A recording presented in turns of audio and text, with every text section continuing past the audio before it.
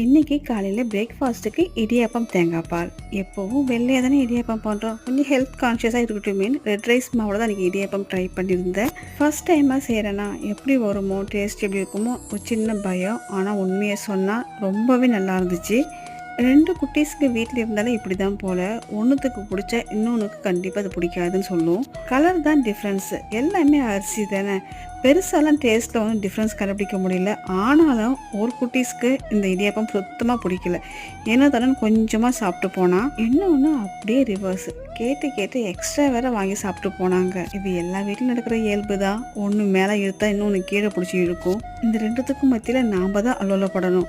ஒரு வழியாக பிரேக்ஃபாஸ்ட் சாப்பிட்டுட்டு ஸ்கூலுக்கு கிளம்பியாச்சு. இன்றைக்கி ஸ்கூல் ஹாஃப் டேன்றதுனால லஞ்ச் பாக்ஸ்லாம் பேக் பண்ண வேண்டியதில்லை. மதியம் லஞ்சுக்கு வந்து சிறுகீரை கடையலும் நல்லா முருகலாக சேப்பக்கிழங்கு ரோஸ்ட் தான் செஞ்சுருந்தேன். கீரைக்கு ரொம்பவே சூப்பராக இருந்துச்சுங்க. நாளைக்கு இன்னொரு விலாகில் பார்க்கலாம்.